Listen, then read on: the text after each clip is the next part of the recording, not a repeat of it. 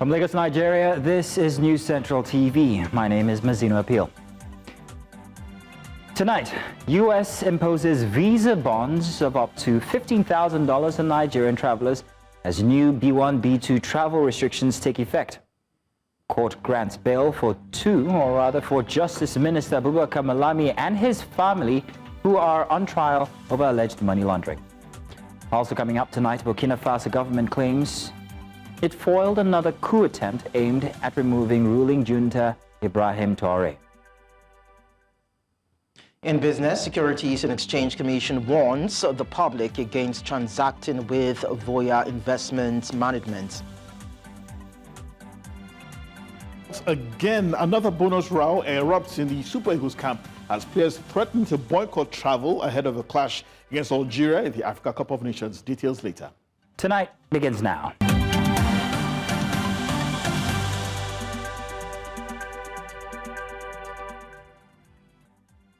Now we begin the bulletin with security issues. Residents of Kasuwan Daji in Burkina local government area of Niger State are calling for the immediate establishment of a military barracks in the locality to stem the tide of banditry in their locality.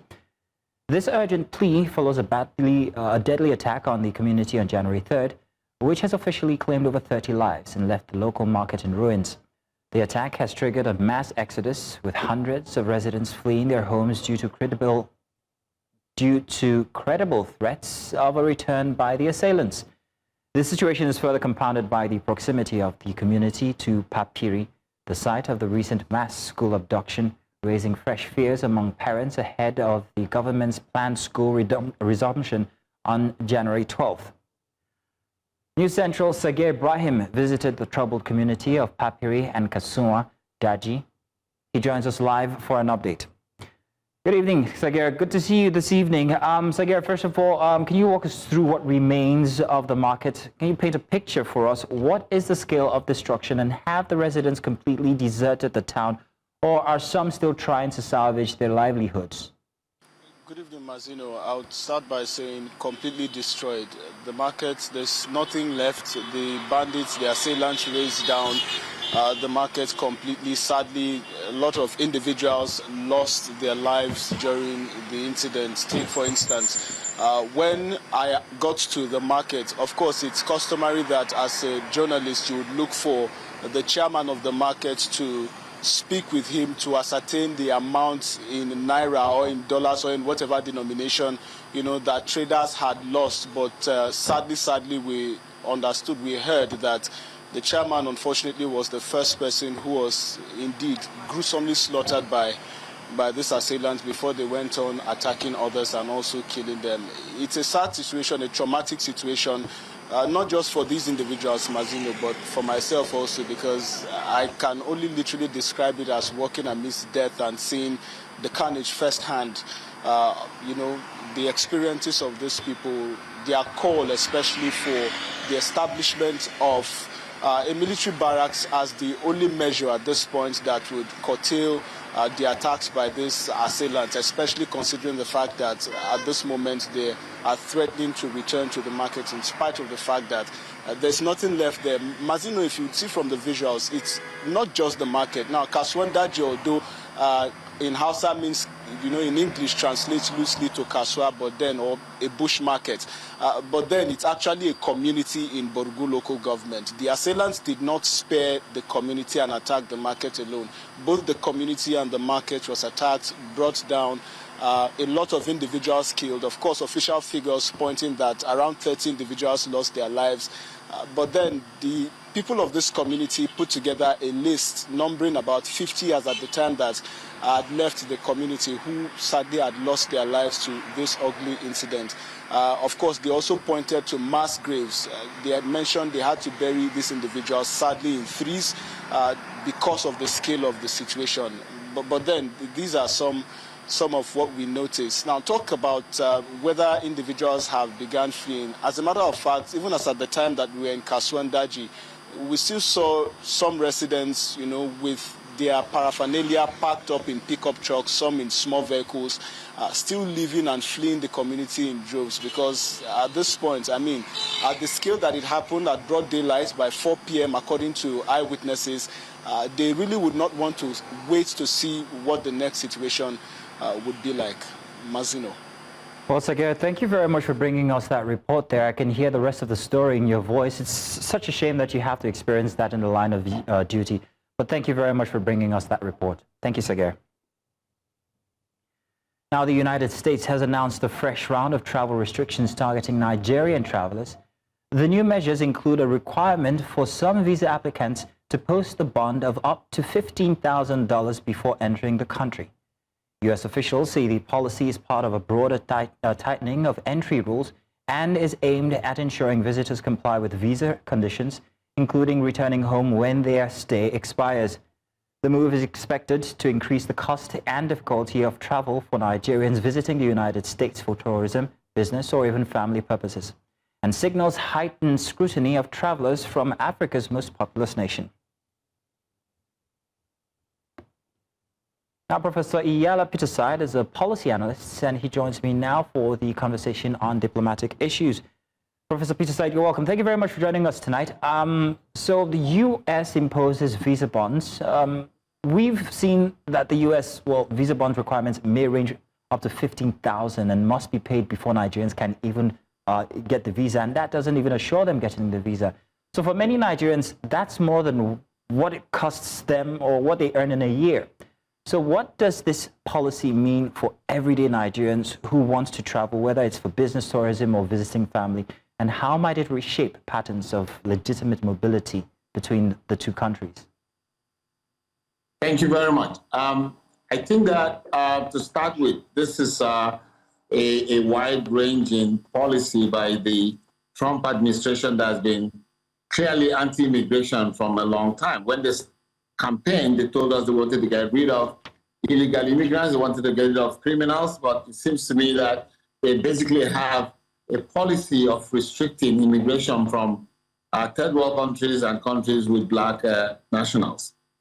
For the Nigerian, I think to start with, let's be clear, the American government has a right to regulate who comes or goes from their country. That's their right, and nobody can argue about that.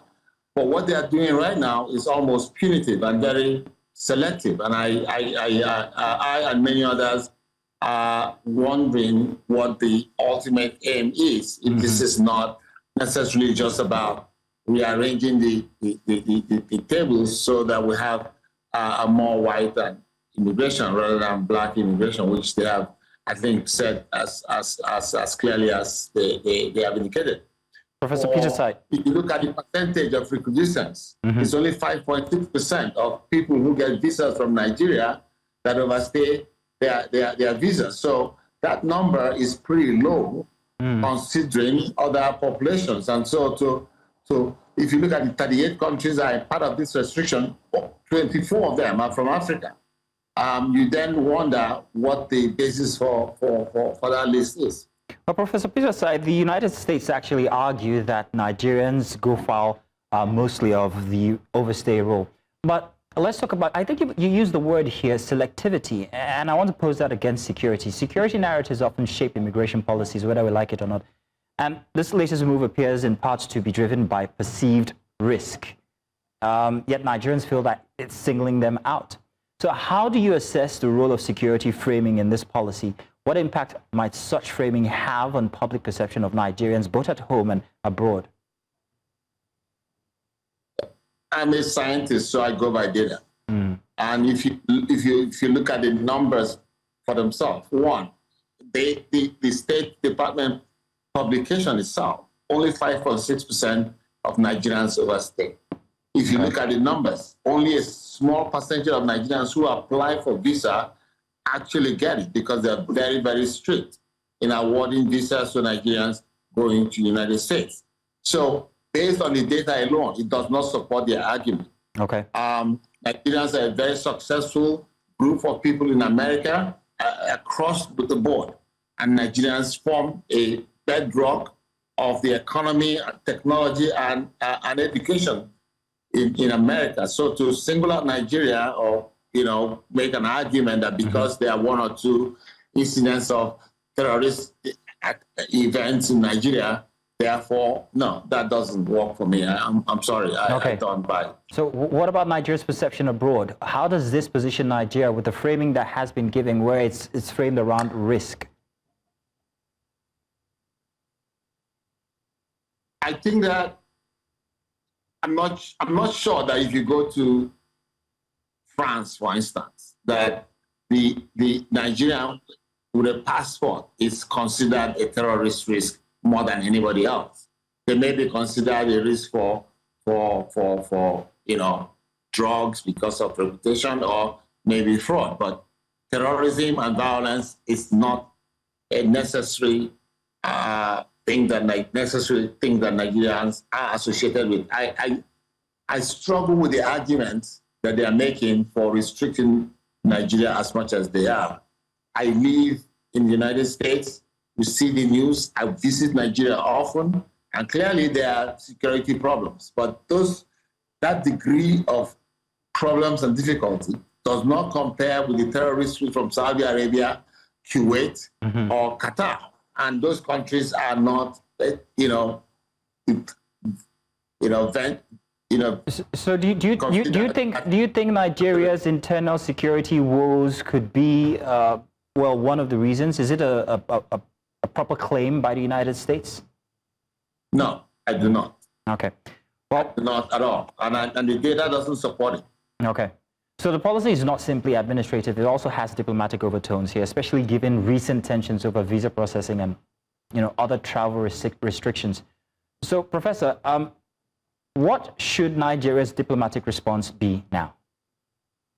I think that's the key. The key is we need to re-examine our relationship with the United States, and I hope, and this is again one of the palpitations that I have, what response does the Nigerian government give to this? I think that we should respond appropriately and put their citizens to the same test that we are being placed on, and ask for a negotiation to discuss this. If they are not willing to respect us as a nation and a people, then we owe ourselves just self-dignity to respond with measures that say we are not happy with it. Otherwise, it won't stop now. It won't stop here.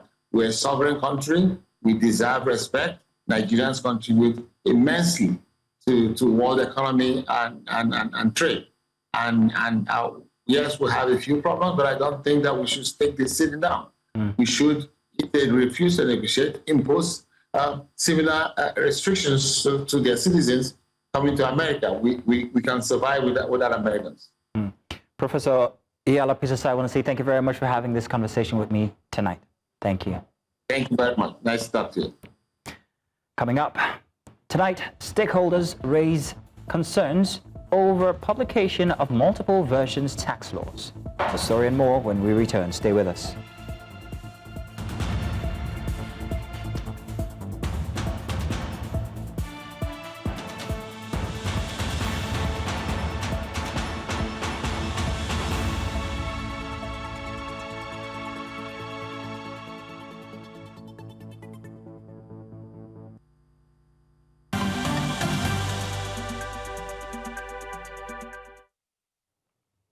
Welcome back.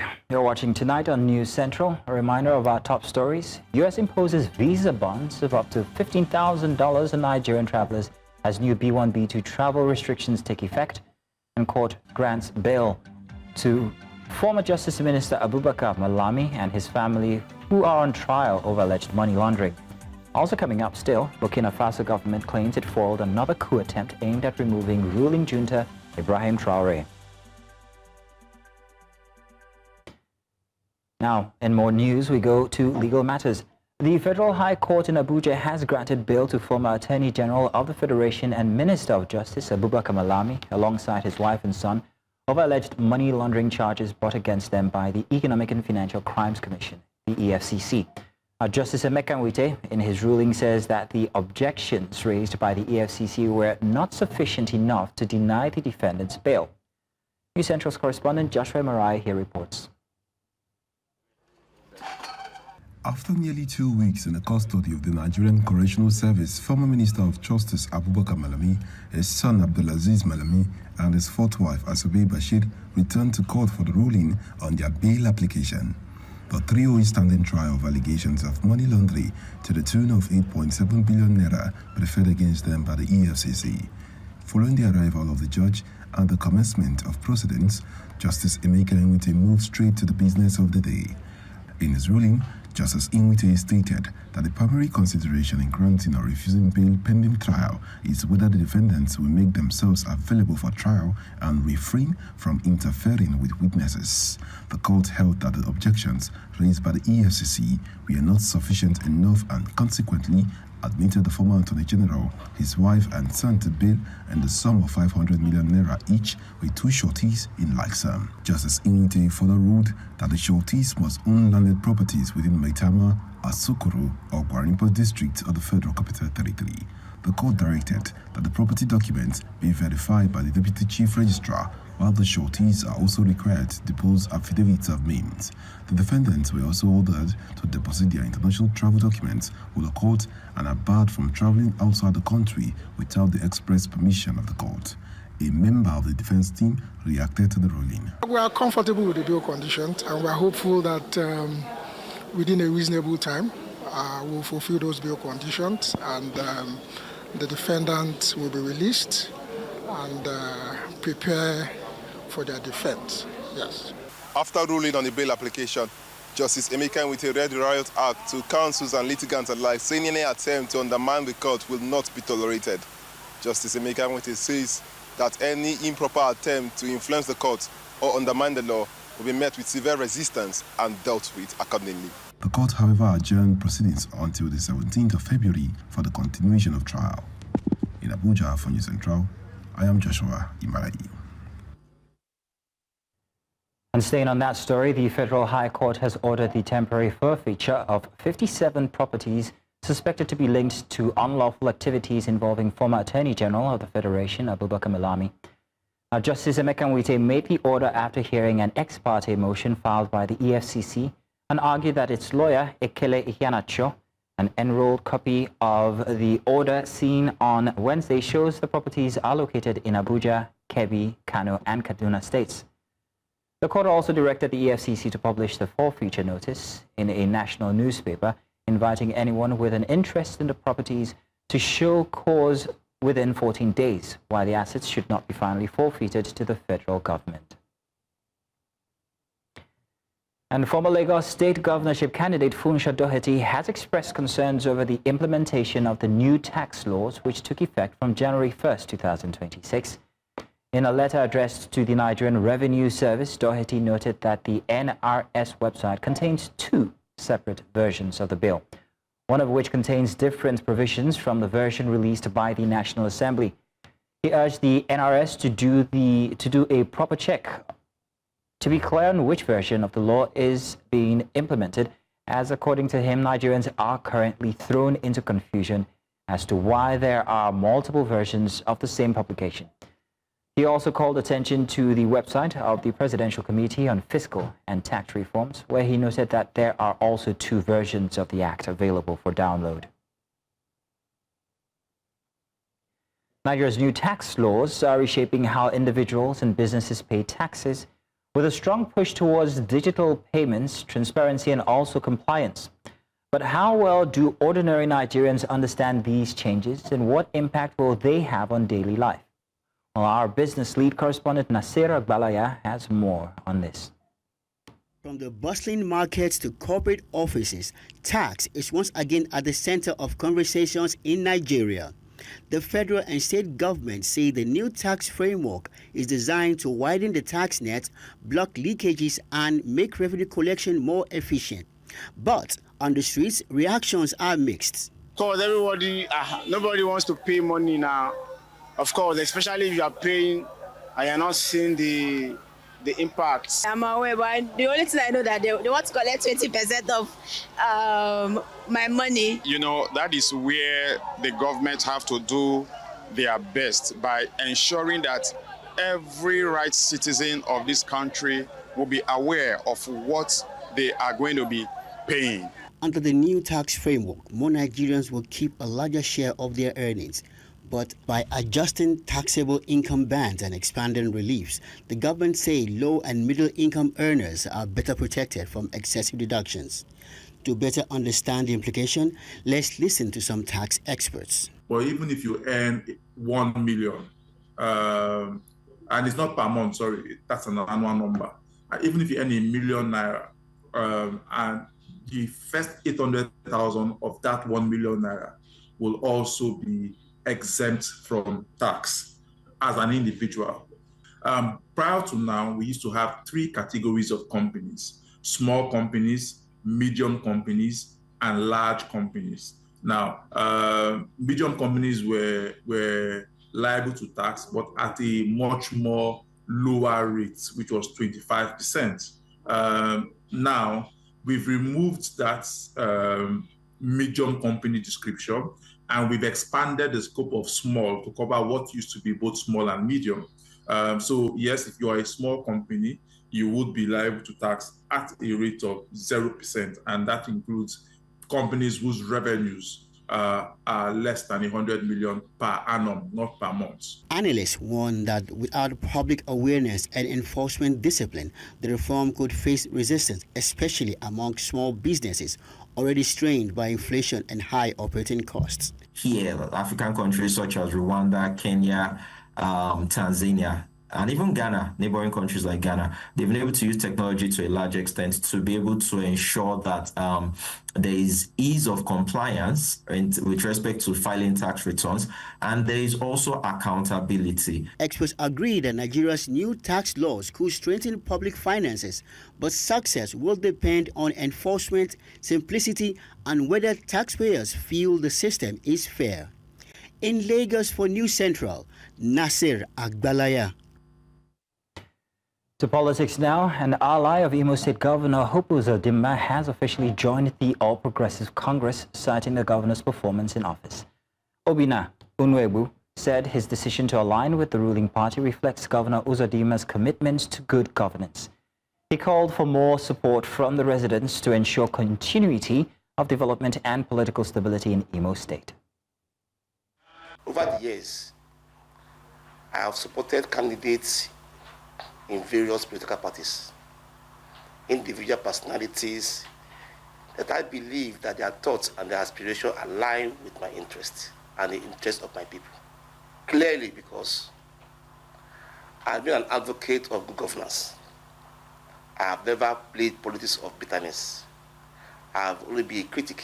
I've always advocated for things or infrastructure that should benefit my people. I've never been any political appointment. I've never gone for things in government that personally benefits me. But my interest has always been my people.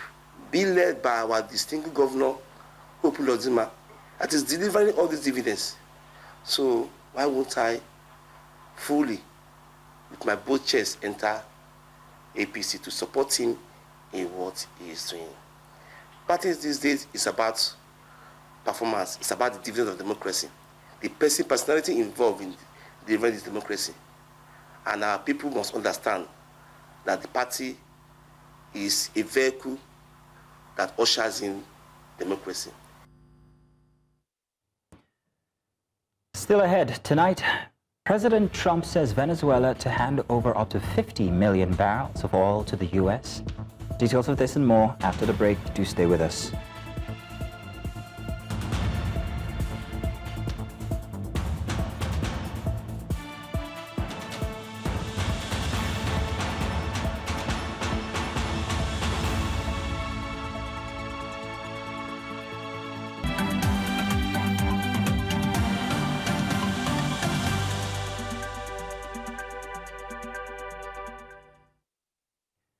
And you're welcome again. We go outside Nigeria now, from where Burkina Faso's ruling military junta says it has foiled a plot to assassinate the country's leader, Captain Ibrahim Traoré. In a late-night broadcast, the government said the alleged plot was masterminded by Lieutenant Colonel Paul-Henri Damiba, the former military ruler who was overthrown by Traoré in September 2022.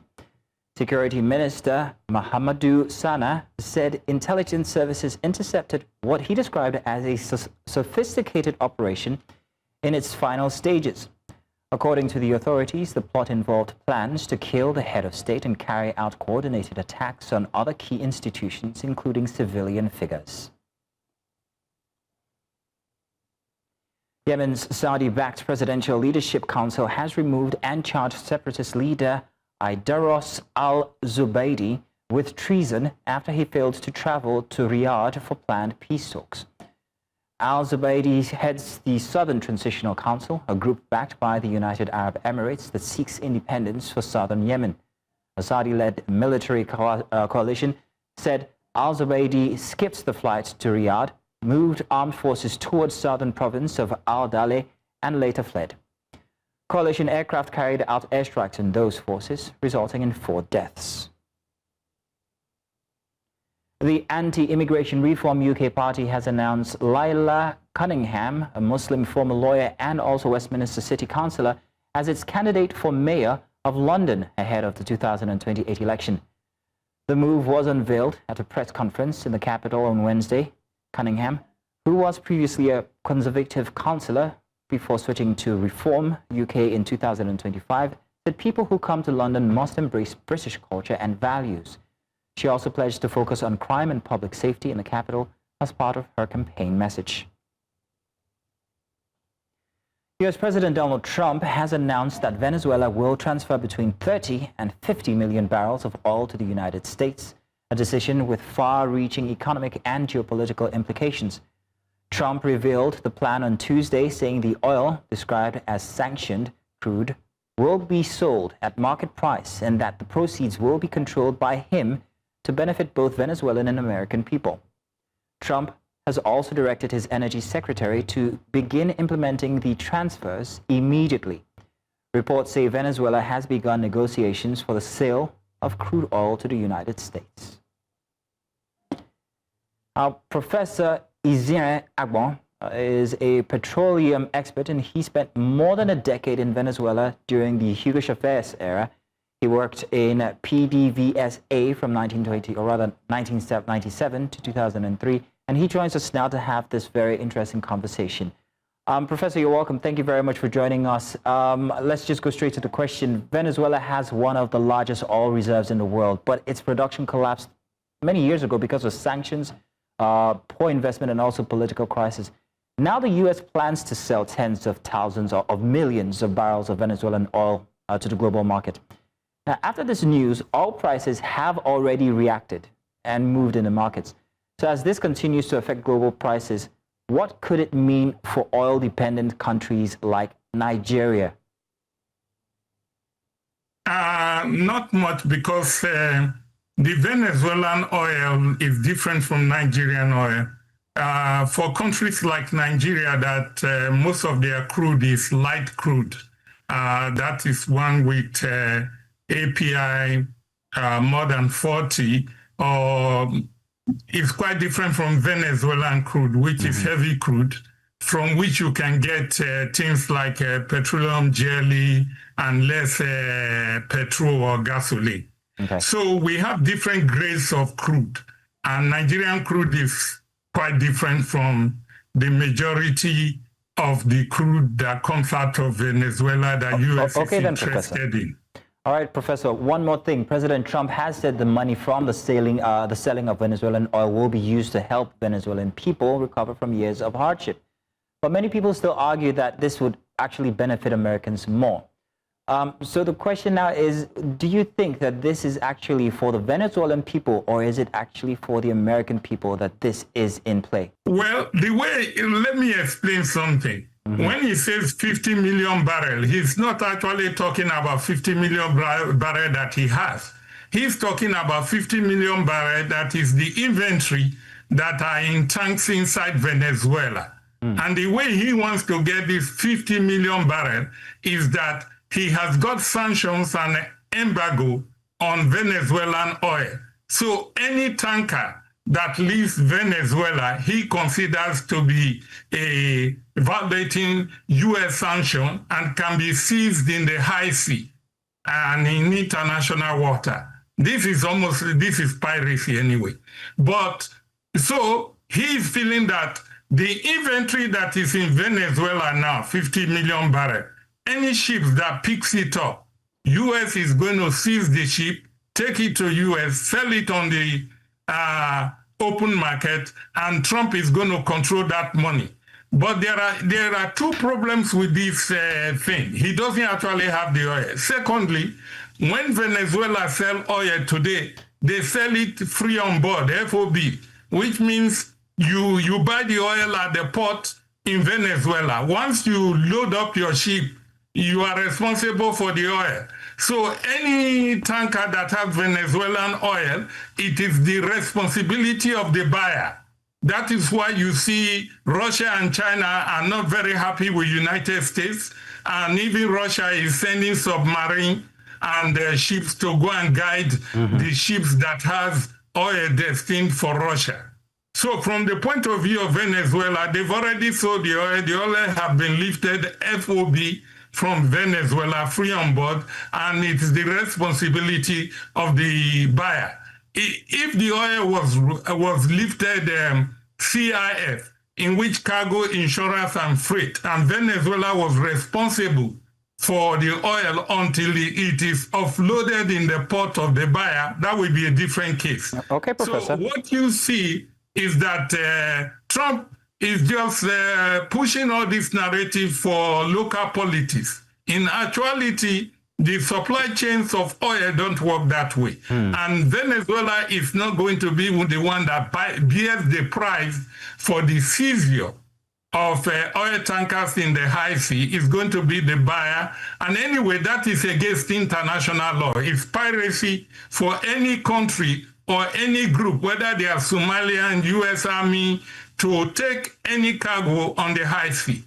Okay. Professor, let's look at the geopolitics of this now. And I hear what you say regarding access to that oil. But if Trump was to get full access to Venezuelan oil, that means that he is in close relationship with Venezuela at that point. But Venezuela had been in relationship with China and Russia, but now it's simply going to be with America. If that happens, how does that affect the balance of authority or balance of power between the U.S., China, and Russia? Well, the thing about it is this. When you talk about oil markets, they don't change overnight. And anyway, Trump does not at present have any access to Venezuelan oil. Venezuelan oil is nationalized. It belongs to the Venezuelan people. In future, the thing is this. United States require a lot of heavy oil. They used to get it, they got it from Venezuela and Canada. One of their plans was to have a pipeline from Canada all the way to the U.S. coast, where there are a lot of refineries that refine heavy oil. This was called the Keystone Pipeline. The pipeline have never been built. So the other source of heavy oil is either Venezuela or Russia or Kazakhstan. The other heavy oil in China, they don't have access to. The heavy oil in Nigeria have not been developed. So they need the heavy oil from Venezuela. And Trump is not ready to negotiate for that heavy oil at open market prices. He feels that, oh, we should be able to get access to this oil. We need it. It's a question of national security. So we are going to do regime change, and we are going to make sure that our refinery are supplied at very low cost with Venezuelan oil. Okay. So this is the situation. So we should differentiate between what Trump is planning to do and what is actually on the ground or what is feasible. All Trump has done is to go in there and physically take over, physically abduct or kidnap the president of Venezuela and try them in United States. All right, then. The power structure in Venezuela have not changed. Okay, then, Professor. The party in power has not changed, and they still have control of their oil.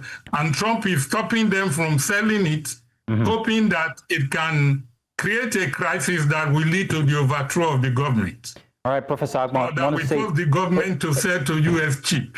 All right, Professor Agba, we have run out of time, but thank you very much for giving us your expert opinion. It's another way to look at the situation in Venezuela as it relates to America and the oil in between them.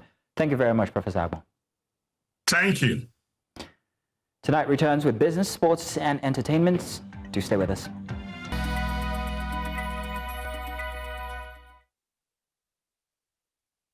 This segment is brought to you by MoneyPoint.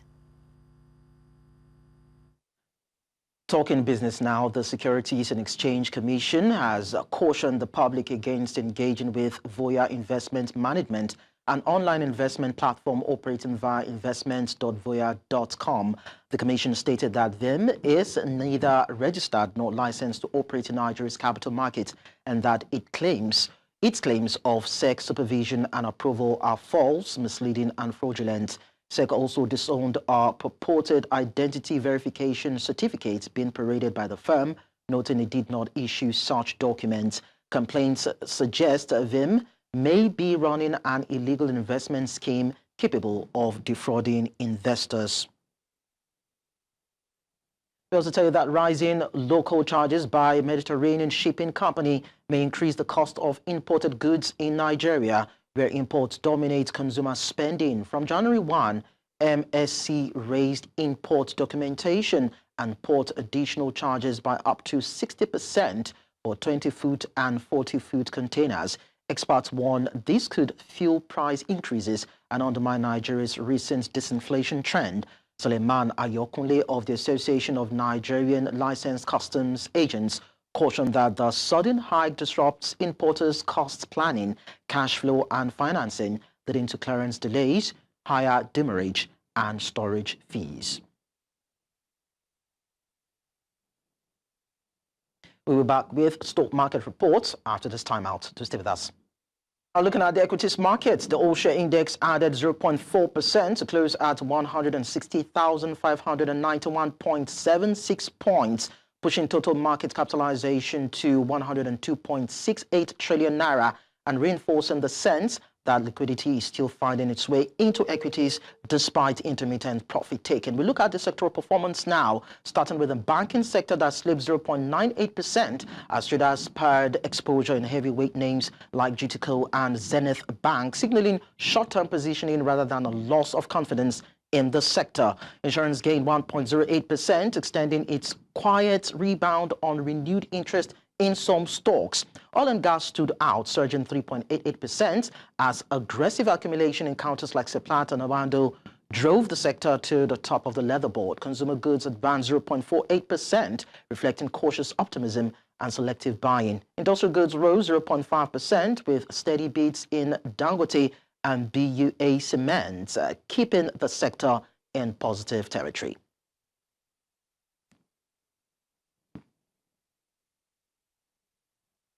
And that's it on business. I am Lekon Omabanjo.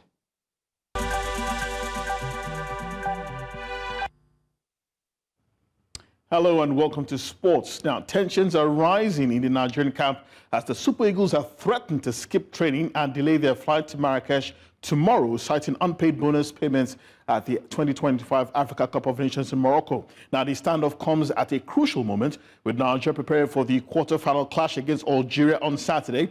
According to reports, the players and coaching staff are yet to receive their winning bonuses for Nigeria's 4 victories in the tournament so far. That's the 3 group games and the round of 16 win over Mozambique. The players have insisted that training sessions will be skipped and travel to Marrakesh postponed unless the outstanding bonuses are settled immediately. A similar dispute affected the squad during the 2026 FIFA World Cup qualifiers in Morocco in November last year, when players briefly boycotted training before an agreement was reached. The Nigeria Football Federation has not issued an official comment on the matter. Meanwhile, Liverpool striker Hugo Ekitike remains an injury doubt for Thursday's Premier League trip to leaders Arsenal, with the Frenchman yet to return to training following a hamstring issue. Now, Ekitike, who has 8 league goals this season, missed Sunday's 2-2 draw at Fulham due to what Arne Slot, Liverpool manager, described as a slight injury, and the Dutchman said time was running out for the forward to be ready for the match. Meanwhile, Arsenal manager Mikel Arteta has admitted that his side have a point to prove against the defending champions as the North London club look to maintain their commanding advantage at the summit. Arsenal have 48 points from 20 games, 6 points clear of Manchester City, while they boast an unbeaten record at home, having won 14 of their 15 matches across all competitions this season. Now, FIFA plans to create AI-enabled 3D avatars of every player at the 2026 FIFA World Cup to enhance the tournament's semi-automated offside technology. This will mean creating a digital scan of all 1,240 players in the 26-man squads of the 48 teams. Each player will enter a chamber to be scanned, a process that should take just 1 second and only needs to be done once during the pre-tournament photo shoot. FIFA says the scan captures highly accurate body part dimensions to make more accurate offside decisions. It expects this to mean that the tournament officials will be able to track players reliably during fast or obstructed movements, and says final decisions will be displayed more realistically in a more engaging way. And finally, the United States reached the semi-finals of the United Cup mixed team tournament after beating Greece 2-1 in Perth on Wednesday, as Coco Gauff defeated Maria Sakkari before returning to clinch victory for the defending champions in the doubles. Gauff, who is a 2-time Grand Slam champion, beat Sakkari 6-3, 6-2 in an hour and 26 minutes to put the US in front. Greece's Stefanos Tsitsipas then earned a 6-4, 7-5 win over world number 9 Taylor Fritz to level the tie. Gauff and Christian Harrison then teamed up to beat Sakkari and Tsitsipas 4-6, 6-4, 10-8 to earn a place in the last 4. Elsewhere, Switzerland beat Argentina 2-1 to also claim a semi-final spot, and Poland will face Australia, while Belgium will take on the Czech Republic in the other quarter-final ties. This week, the 18-nation event in Perth and Sydney serves as a warm-up for this month's Australian Open, which is the season's first Grand Slam. And that's how we're on sports tonight. Up next is entertainment with Kate.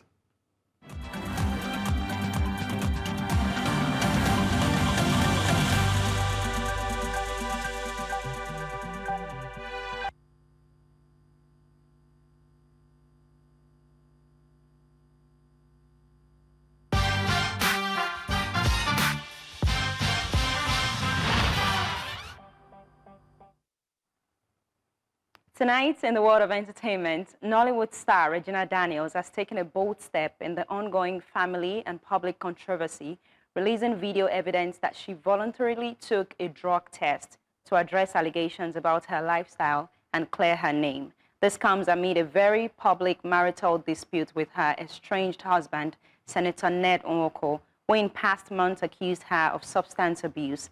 In an emotional post on social media, Regina said the decision came after months of intense personal scrutiny and hurtful rumors labeling her a drug addict. She, however, admitted she once used ecstasy, popularly known as Molly, a controlled substance, but stressed it did not make her an addict. Regina Daniels said the test wasn't just about clearing her name, but also about protecting her children's future, insisting she wants them to know their mother was never an addict.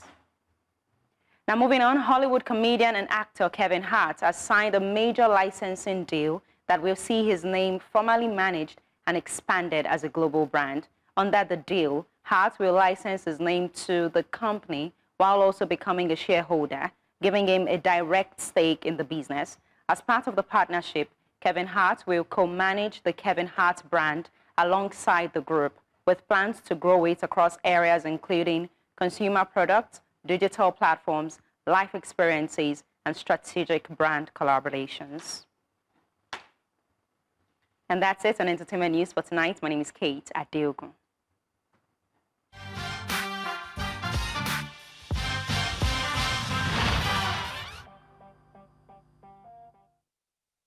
And indeed, that's it on tonight. But before we go, let's take another look at some of the top stories we brought your way.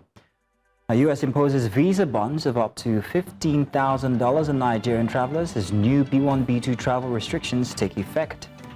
Court grants bail to former Justice Minister Abubakar Malami and his family, who are on trial for alleged money laundering. And we're also told that Burkina Faso government claims it foiled another coup attempt aimed at removing ruling junta leader Ibrahim Traoré. Now do remember to send your eyewitness reports to the WhatsApp number being displayed on your screens now.